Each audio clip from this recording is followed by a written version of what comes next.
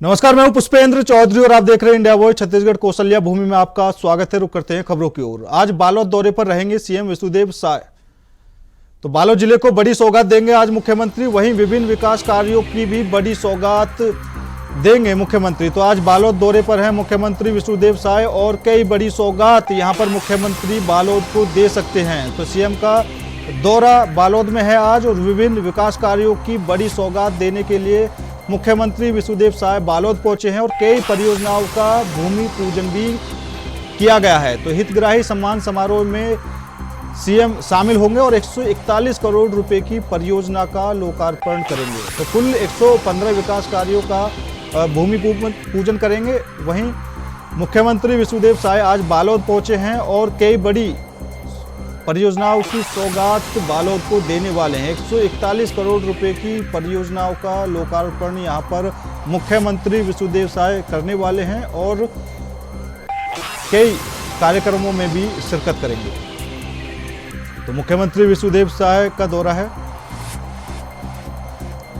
तो मुख्यमंत्री विष्णुदेव साय बालोद पहुंचे हैं और वहां पर कई बड़ी परियोजनाओं की सौगात देंगे। 141 करोड़ रुपए की परियोजनाओं का लोकार्पण भी यहां पर करेंगे। तो कुल 115 विकास कार्यों का भूमि पूजन किया जाएगा और विकास कार्यों की बड़ी सौगात बालोद को आज मुख्यमंत्री विष्णुदेव साय देने वाले हैं। तो मुख्यमंत्री विष्णुदेव साय बालोद पहुंच चुके हैं। वहां पर कार्यकर्ताओं ने, बड़े नेताओं ने सीएम का स्वागत किया है और जो आगे की तैयारियां हैं उसको लेकर विष्णुदेव साय अब जो परियोजना है उनकी बड़ी सौगात बालोद को देंगे और 141 करोड़ रुपए की परियोजनाओं का लोकार्पण करेंगे। तो वहीं 115 विकास कार्यों का भूमि पूजन भी यहां पर किया जाएगा। मुख्यमंत्री विष्णुदेव साय बालोद पहुंच चुके हैं और वहां पर उनका स्वागत किया गया है और अब मुख्यमंत्री विष्णुदेव साय कई बड़ी परियोजनाओं की सौगात देंगे। बालोद जिले को आज बड़ी सौगातें मिलने वाली हैं। खुद मुख्यमंत्री विष्णुदेव साय बालोद पहुंचे हैं और वहां पर उनका स्वागत किया गया है।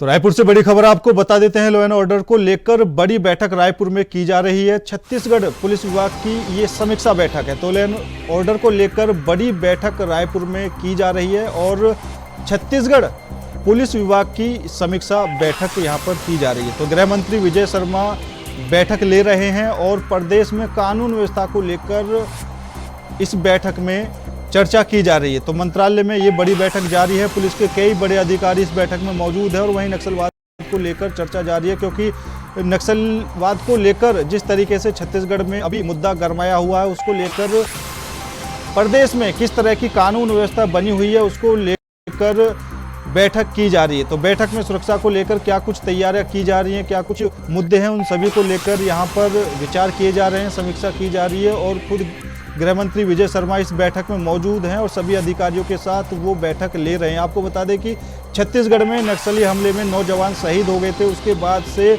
जो कानून व्यवस्था है उस पर सवाल उठने लगे थे और अब खुद गृह मंत्री विजय शर्मा इस बैठक को ले रहे हैं और जो कानून व्यवस्था है उसको लेकर तैयारी की जा रही है। इसी खबर पर ज्यादा जानकारी के लिए हमारे संवाददाता मनोज शुक्ला जुड़ चुके हैं। मनोज, रायपुर में बड़ी बैठक जारी है और जो सुरक्षा के इंतजाम है उसको लेकर, कानून व्यवस्था को लेकर लॉ एंड ऑर्डर की बैठक।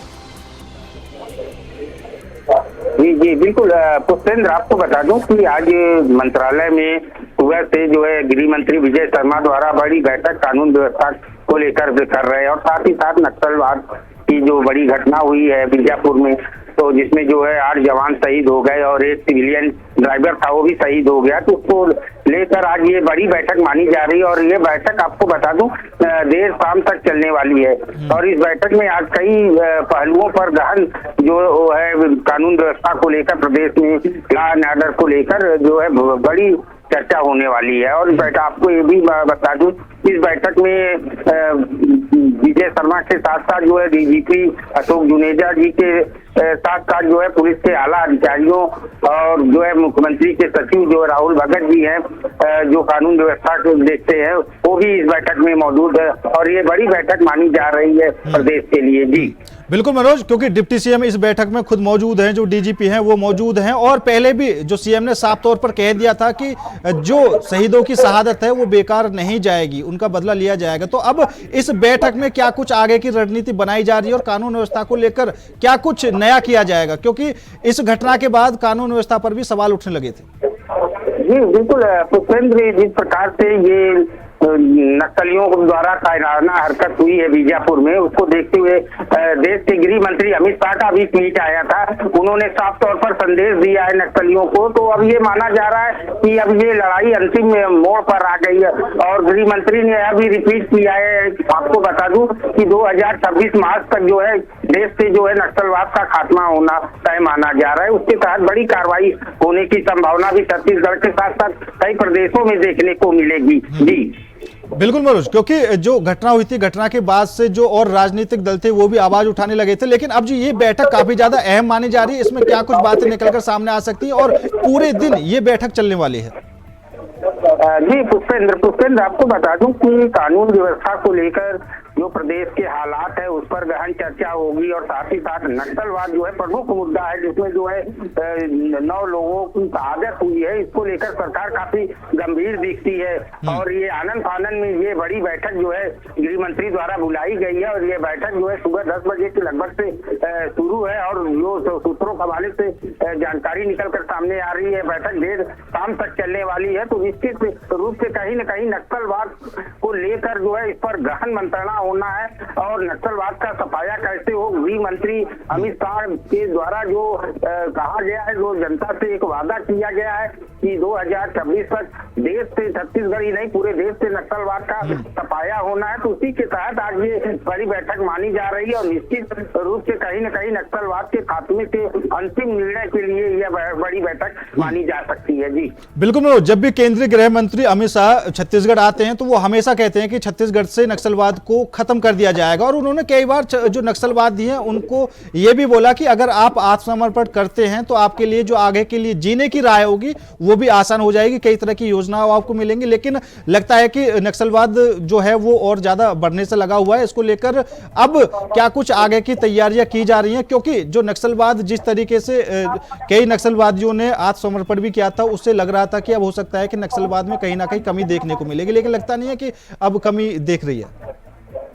पुष्पेंद्र, आपको बता दूं, जब से छत्तीसगढ़ में बीजेपी की सरकार आई है तब से नक्सलियों को लेकर काफी नक्सली मारे गए, काफी गिरफ्तार भी हुए, और काफी संख्या में जो नक्सली आत्मसमर्पण भी किए हैं, और उसमें कई बड़े चेहरे थे जो नक्सलियों के काफी बड़े इनामी थे, वो भी जो है आत्मसमर्पण किए हैं, मारे गए हैं। तो कहीं न कहीं नक्सलियों की कमर टूटती हुई देखी जा सकती है, और साथ ही साथ जो ये नक्सलियों द्वारा कायराना हरकत हो रही है, आईडी ब्लास्ट कराया जा रहा है जिससे जवानों को क्षति कौन, ये नक्सलियों का जो है बौखलाहट सामने देखने को मिल रहा है। इसी सब को लेकर आज ये बड़ी बैठक गृह मंत्री के नेतृत्व में जो मंत्रालय में चल रही है और देर शाम चलने वाली है। निश्चित रूप से कहीं न कहीं नक्सलवाद को लेकर ही ये आज कुछ अहम फैसले लिए जा सकते हैं। जी और बिल्कुल मनोज, ऐसे छत्तीसगढ़ में कौन से इलाके हैं जो नक्सलवाद से सबसे ज्यादा प्रभावित हैं और जहां पर सेना और पुलिस दोनों ही नियंत्रण बनाए हुए हैं?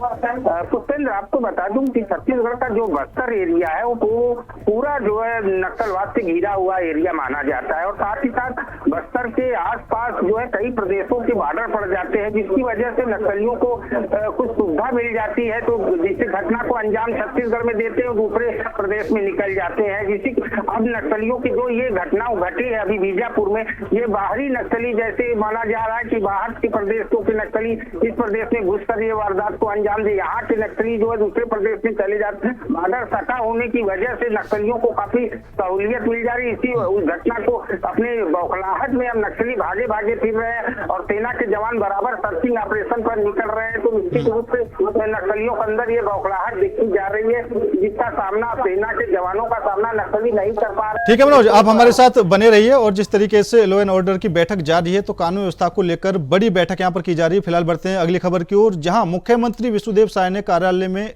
सरगुजा संभाग के सभी विधायकों और सरगुजा सांसद के साथ बैठक की है, जिसमें बैठक में सरगुजा अंचल के विकास और को लेकर सभी के साथ मिलकर काम करने का संकल्प दोहराया है। और सीएम साय ने बैठक में सांसद और विधायकों से क्षेत्र में विकास की सभी संभावनाओं को लेकर अहम चर्चा की और उनके सुझाव लिए। सीएम ने कहा कि पूरे सरगुजा संभाग के विकास पर हमारी नजर है और सरगुजा को प्रगति के पथ पर आगे ले जाने के सभी पहलुओं पर काम कर रहे हैं और हमारी सरकार एक बेहतर कार्य योजना इसके लिए तैयार कर रही है।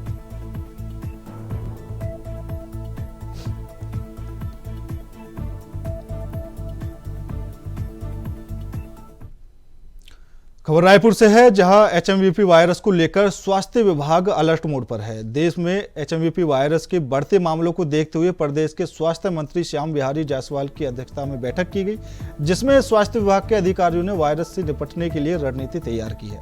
और साथ ही स्वास्थ्य मंत्री जायसवाल ने बताया कि एचएमवीपी वायरस कोरोना वायरस जैसा नहीं है, हालांकि जो लक्षण है मिलता जुलता है। उन्होंने कहा कि इस वायरस से घबराने की बिल्कुल भी जरूरत नहीं है, बस सावधानी बरतने की जरूरत है। और साथ ही स्वास्थ्य मंत्री ने एचएमवीपी वायरस के इलाज के लिए दवाओं की उपलब्धता सुनिश्चित करने के निर्देश दिए हैं।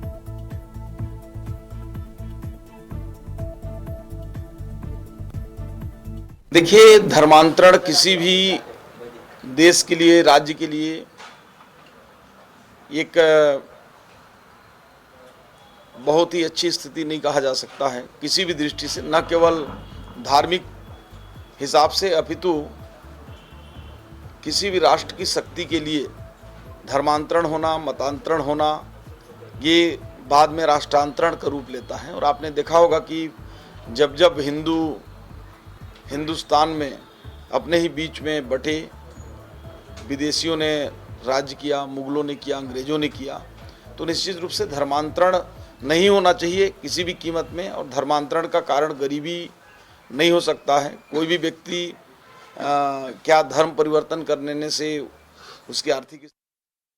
और इसी खबर पर ज्यादा जानकारी के लिए हमारे संवाददाता मनोज शुक्ला जुड़ चुके हैं। मनोज, एचएमवीपी वायरस को लेकर स्वास्थ्य विभाग की तरफ से अलर्ट जारी किया गया है, क्या कुछ निर्देश दिए गए हैं? जी बिल्कुल पुष्पेंद्र, आपको बता दूं कि ये जो एचएमवीपी वायरस है, ये जो है चाइना से निकला हुआ एक नया वायरस जो है आ गया है, जिसको लेकर अब छत्तीसगढ़ भी पूरा स्वास्थ्य विभाग अलर्ट मोड पे आ गया। इसको लेकर आनंद फानन में यहाँ के स्वास्थ्य मंत्री श्याम बिहारी जायसवाल ने एक हाई लेवल मीटिंग करके जो है सभी को दिशा निर्देश और सारी व्यवस्था मुकम्मल अस्पतालों में दुरुस्त करने के लिए आदेश जारी किया है। आपको बता दूं कि और वही जो है स्वास्थ्य मंत्री श्याम बिहारी जायसवाल का कहना है कि जो वायरस है ये इतना खतरनाक नहीं है, हाँ फिर भी इससे सचेत रहने की आवश्यकता है। और ये हाई लेवल मीटिंग में साफ तौर पर दिशा निर्देश दिया गया है, लोगों से बचाव के लिए भी उनके कई तरह के उपाय करने के लिए जो बातें भी सामने निकल कर आई है कि इससे निश्चित रूप से बचा जा सकता है और आप लोग सावधानी पूर्वक रहे। इस तरह का दिशा निर्देश जो है स्वास्थ्य मंत्री श्याम बिहारी जायसवाल की तरफ से दिया जा चुका है। जी बिल्कुल, क्योंकि जो स्वास्थ्य मंत्री ने बैठक की है और स्वास्थ्य विभाग को क्या कुछ आदेश दिए हैं और जो हॉस्पिटल हैं उनमें एचएमवीपी वायरस की रोकथाम के लिए क्या कुछ इंतजाम किए जा रहे हैं? जी बिल्कुल पुष्पेंद्र, जिस तरह से स्वास्थ्य मंत्री ने आनंद फानन में जो है स्वास्थ्य के बड़े अधिकारियों के साथ आला अधिकारियों की बैठक जो है ली है और उसके तहत उन्होंने साफ तौर पर दिशा निर्देश उनका जारी हुआ है कि सभी अस्पतालों में एचएमपीवी वायरस के लिए जो है संपूर्ण तैयारियां की जाए और किसी भी प्रकार की जो है परेशानी जनता को न हो सके, इसके लिए जो है सारी तैयारियां मुकम्मल तौर पर की जाए। और आपको बता दूं कि स्वास्थ्य मंत्री श्याम बिहारी जायसवाल आए दिन औचक निरीक्षण पर भी अस्पतालों में निकल जाते हैं, तो इससे निश्चित रूप से कहीं न कहीं स्वास्थ्य व्यवस्था को एकदम चुस्त दुरुस्त करने में काफी सहायता भी मिलती है, जिससे जो है अधिकारी के अंदर एक दबाव रहता है कि स्वास्थ्य मंत्री किसी भी समय जो है किसी भी हॉस्पिटल में औचक निरीक्षण के लिए पहुंच जाते हैं। और यह एचएमपीवी वायरस जो है ये पूरे देश में चाइना से निकला हुआ एक नया वायरस है, इसको लेकर काफी लोगों को जागरूकता की भी इसमें जरूरत है। स्वास्थ्य मंत्री की तरफ से ये भी दिशा निर्देश दिया गया है कि जनता को भी इसमें जानकारी रखनी चाहिए कि उनको कैसे बचाव करना है। तमाम अधिकारियों ने, स्वास्थ्य विभाग के जो उच्च अधिकारी थे उन्होंने अपना प्रेजेंटेशन भी इस पर दिया हुआ है। अगर जनता अगर सचेत रहेगी तो ये वायरस से कुछ होने वाला नहीं है। जी हाँ, क्योंकि मनोज लोगों को लगता है कि नया वायरस है और उनको जागरूक करने की जरूरत है। तो अगर हम स्वास्थ्य विभाग की बात करें तो लोगों की जांच के लिए क्या कुछ इंतजाम है, कैसे इस वायरस की जांच की जाएगी? जी बिल्कुल पुष्पेंद्र, स्वास्थ्य मंत्री श्याम बिहारी जायसवाल का साफ जो दिशा निर्देश जारी हुआ है सभी अस्पतालों के लिए कि वहां पर हर तरह की मुकम्मल व्यवस्था कराई जाए, सबकी जांच की जाए, ब्लड टेस्ट और लोगों को जागरूक करने के लिए भी तमाम तरह की बातें दिशा निर्देश स्वास्थ्य मंत्री की तरफ से दिया गया है। और स्वास्थ्य मंत्री ने जनता को भी यह संदेश दिया है कि निश्चित रूप से जो है अगर जनता जो है सचेत रहेगी, जागरूक रहेगी तो उस वायरस से जनता के ऊपर कोई फर्क नहीं पड़ेगा। इसके लिए भी स्वास्थ्य विभाग तरफ से दिशा निर्देश कई प्रकार के जो है जागरूकता अभियान चलाने की भी बात सामने निकल कर आई है। तो निश्चित रूप से कहीं न कहीं इसका असर छत्तीसगढ़ में जिस प्रकार से आनन फानन में हाई लेवल मीटिंग स्वास्थ्य मंत्री द्वारा किया गया, दिशा निर्देश दिया गया है, तो इसका असर छत्तीसगढ़ में देखने को नहीं मिलेगा। जी बिल्कुल मनोज, और जैसे कोरोना का जो वायरस था वो सभी पर हावी हो जाता था, तो ये जो वायरस है इसके लिए क्या कुछ कोई उम्र बताई गई है या फिर बच्चों को या फिर बुजुर्गों को दूर रहने के लिए कहा गया है? क्या कुछ गाइडलाइन जारी की गई है स्वास्थ्य विभाग की तरफ से? जी पुष्पेंद्र, देखिए कोरोना जिस समय शुरुआत हुआ था उस समय देश को संभलने में थोड़ा सा समय लग गया था और जानकारी नहीं थी, लेकिन जब से कोरोना के बाद से जो है इसकी घटना की पुनरावृत्ति अपने देश में ना हो सके इसके लिए सरकारें बराबर जागरूक रहती हैं। कोई भी अब जो ये चाइना से जो नया वायरस निकला हुआ है HMPV वायरस, इसको लेकर जो है शुरू से सरकारें गंभीर दिखती है। जिस प्रकार से स्वास्थ्य मंत्री द्वारा उसके स्वास्थ्य अधिकारियों के साथ हाई लेवल मीटिंग की गई, उससे साफ तौर पर यह लगता है कि छत्तीसगढ़ में HMPV वायरस का कोई असर देखने को नहीं मिलेगा, ऐसा माना जा सकता है। जी ठीक है मनोज, ज्यादा जानकारी देने के लिए आपका बहुत बहुत धन्यवाद। तो स्वास्थ्य विभाग के अधिकारियों के साथ स्वास्थ्य मंत्री की बैठक जारी है। तो वहीं बढ़ते हैं अगली खबर की ओर। मुख्यमंत्री विष्णुदेव साय ने राजिम में साहू समाज की ओर से आयोजित भक्तिन माता राजिम जयंती के अवसर पर आयोजित कार्यक्रम को संबोधित करते हुए कहा कि इस अवसर पर सीएम ने राजिम में भक्तिन माता की भव्य कांस्य प्रतिमा की स्थापना के लिए 5 करोड़ रुपए की घोषणा की है। आपको बता दें कि राजिम शैव और वैष्णव परंपरा का संगम स्थल है। राजिम के इस पवित्र स्थल में ही भगवान श्री राम ने कुलेश्वर महादेव की स्थापना कर उनकी पूजा अर्चना की थी। सोंडूर पेरी और महानदी की त्रिवेणी संगम के कारण यह क्षेत्र में प्रसिद्ध है। सीएम साय ने बड़ी घोषणा की है। त्रिवेणी संगम जो पूरे देश और दुनिया में एक ख्याति होते और माता राजिम जेकर नाम से नगर के नामकरण हुए है, तो यहाँ माता राजिम के एक भव्य कांस के प्रतिमा स्थापित हो, एक लिए पूरे समाज के तरफ से मांग आए है। तो एक अच्छा यहाँ कांस के प्रतिमा बनवाबो, एक लिए मैं आज के अवसर में 5 करोड़ रुपया के घोषणा करत हूँ। पत्रकार मुकेश चंद्राकर की हत्या के मामले में सरकार ने बड़ी कार्रवाई की है। इस केस का मास्टरमाइंड ठेकेदार सुरेश चंद्राकर का ठेकेदारी लाइसेंस लोक निर्माण विभाग ने सस्पेंड कर दिया है। इसके साथ ही जिस सड़क पर भ्रष्टाचार कर रहा था उसका टेंडर भी निरस्त कर दिया गया है। पीडब्ल्यूडी के दक्षिण बस्तर डिवीजन के ई ने सड़क का टेंडर रद्द करने का आदेश जारी किया। ठेकेदार के बैंक खाते पहले ही सीज किए जा चुके हैं। बता दें कि पत्रकार मुकेश चंद्राकर की हत्या जिस सड़क की रिपोर्टिंग करने से हुई उस गंगालूर से नेलसनार तक की सड़क का टेंडर ही रद्द कर दिया है। 120 करोड़ रुपए की सड़क में भ्रष्टाचार ठेकेदार ने किया था, जिसके चलते मुकेश ने इसकी हकीकत रिपोर्टिंग के जरिए उजागर की थी। लोक निर्माण विभाग के ई ने आदेश जारी करते हुए पूरे काम को ही रद्द कर दिया है।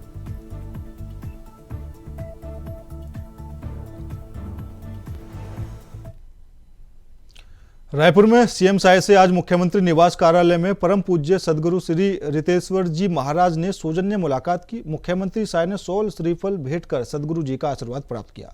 इस दौरान उन्होंने सदगुरु जी से सामाजिक और आध्यात्मिक विषयों पर चर्चा की। मुख्यमंत्री साय ने इस अवसर पर कहा कि छत्तीसगढ़ अपने सांस्कृतिक और आध्यात्मिक परंपराओं के लिए विख्यात है। सदगुरु ऋतुरेश्वर जी ने मार्गदर्शन में यह परंपरा को सुदृढ़ होगी। उन्होंने राज्य सरकार की ओर से सदगुरु जी के सामाजिक और आध्यात्मिक प्रयासों में हर संभव सहयोग की बात कही है।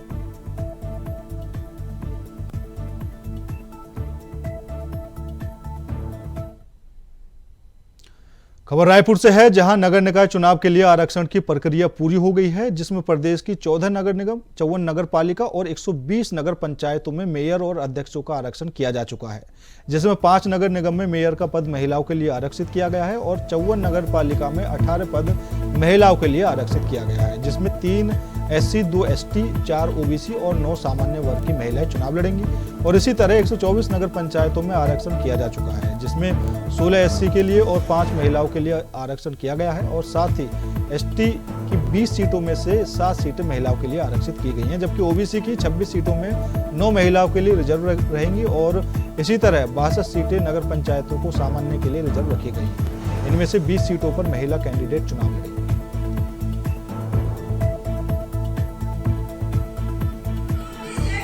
14 नगर निगम, 54 नगर पालिका और 124 नगर पंचायतों की आरक्षण की प्रक्रिया की प्रक्रिया भी चल रही है। नगर निगम में जो 14 नगर निगम है उनके आरक्षण की प्रक्रिया 10:30 बजे से शुरू हुई और करीब 1.5 घंटे चला और प्रक्रिया बहुत ही शांतिपूर्ण तरीके से संपन्न हुई। उसमें कुछ जन सामान्य की तरफ से कुछ आपत्तियां आई थी, उन आपत्तियों का निराकरण करके और जो भी सीटें आई, जो भी आरक्षण हुआ है वो मीडिया के माध्यम से और सबके माध्यम से सबको पता चली। सबसे अच्छी बात आई कि जितने भी हमारे स्टेक होल्डर्स थे, जो जन सामान्य से जनप्रतिनिधि थे, उनकी आपत्तियों का उनके सेटिस्फेक्शन से और जो नियम होता है, जो नियम आरक्षण के नियम होते हैं उनके अनुसार उनका आपत्ति का निराकरण किया गया। नगर पालिकाओं का अभी कार्यवाही जो है अभी चल रही है और उसकी प्रक्रिया भी हम लोगों ने PPT के माध्यम से, प्रेजेंटेशन के माध्यम से कि कौन से नियम है, किन नियमों में बदलाव आया है, SC ST का पॉपुलेशन कैसे हम संकेंद्रण के आधार पर लेते हैं, OBC का कैसे हम लोग लॉट के आधार पर लेते हैं और OBC की जनसंख्या जो पिछड़ा वर्ग कल्याण आयोग है उसके आधार पर, क्योंकि बहुत सारी नई चीज़ें और बहुत सारे, क्योंकि सुप्रीम कोर्ट का ट्रिपल टेस्ट कंप्लायंस में रिजर्वेशन 50% से ज़्यादा नहीं था, तो इन सारी प्रक्रियाओं को बताते हुए सभी स्टेक होल्डर्स को संतुष्ट करते हुए प्रक्रिया बहुत शांतिपूर्ण तरीके से चल रही है और इसमें मीडिया के साथियों का भी बहुत अच्छा रोल रहा है। मैं सभी को धन्यवाद देता हूँ। पुलिस ने बड़ी कार्रवाई करते हुए नशे के तस्कर संजीव छाबड़ा की 2 करोड़ से अधिक की संपत्ति को जब्त किया है। पुलिस ने अंतर्राज्यीय तस्कर संजीव कुमार छाबड़ा को जबलपुर से गिरफ्तार किया था। आरोपी ने छत्तीसगढ़, मध्य प्रदेश, महाराष्ट्र और हरियाणा में करोड़ों की अवैध संपत्ति बनाई थी। वहीं इन संपत्तियों की जब्ती के बाद सफेदमा कोर्ट मुंबई को प्रतिवेदन भेजा गया था। वहीं इस मामले में पुलिस आगे की जांच में जुटी है।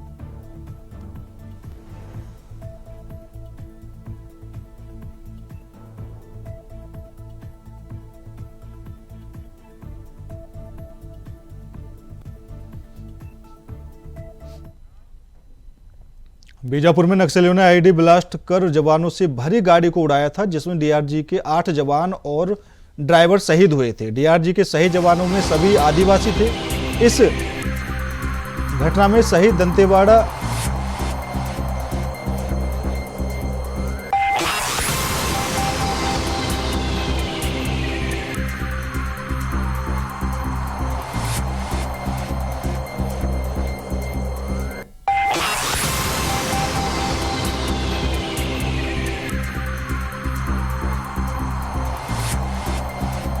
तो जांजगीर चांपा से बड़ी खबर आपको बता रहे हैं। मामूली विवाद पर बड़ी घटना सामने आई है। जेजेपुर थाना क्षेत्र के सलमी गांव की ये पूरी घटना है और मृत अवस्था में लेकर CSC जेजेपुर पहुंचा। पति ने पत्नी की हत्या करने वाला आरोपी गिरफ्तार हो चुका है। तो गुस्से में गमछे से गला घोंटकर पत्नी की हत्या कर दी। जेजेपुर थाना क्षेत्र की पूरी घटना है। मृत अवस्था में पत्नी को CSC जेजेपुर लेकर पहुंचा। PM रिपोर्ट में ये पूरा खुलासा हुआ था। पूछताछ में कातिल पति ने अपना गुनाह कबूल कर लिया है। तो पति ने अपनी पत्नी की हत्या करती है, गमछे से लपेटकर पत्नी की हत्या कर दी और खुद ही उसको मृत हालत में अस्पताल लेकर पहुंचा। तो अब पोस्टमार्टम रिपोर्ट आने के बाद ये पूरा खुलासा हुआ है। तो मामूली विवाद पर एक बड़ी घटना को अंजाम दिया गया।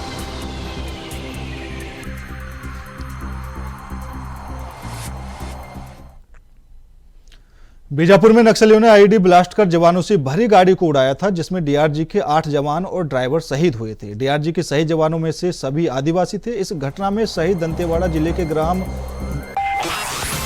गुमलनार गिरसापारा के रहने वाले बस्तर फाइटर्स के आरक्षक सुदर्शन वेट्टी की शहादत को छत्तीसगढ़ कभी नहीं भूल पाएगा। उनके 2 माह के एक मासूम और अबोध बेटे ने अपने शहीद पिता को अंतिम विदाई दी। यह मार्मिक दृश्य हर किसी के दिल को झकझोर देने वाला है।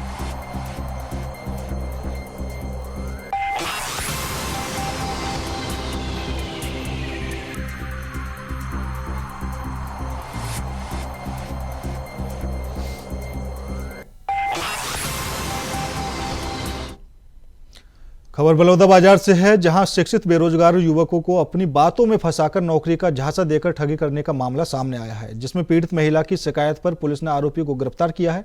आपको बता दें कि आरोपी ने कंप्यूटर ऑपरेटर की नौकरी लगवाने के नाम पर 2,45,000 की ठगी की। पीड़िता ने यह रुपये किस्तों में फोन पे और बैंक अकाउंट के माध्यम से ट्रांसफर किए थे। जब नौकरी नहीं लगा तो पीड़िता ने आरोपी के खिलाफ पुलिस में शिकायत की और पुलिस ने इस पर एक्शन लेते हुए आरोपी को गिरफ्तार किया। फिलहाल पुलिस आरोपी से पूछताछ कर रही है।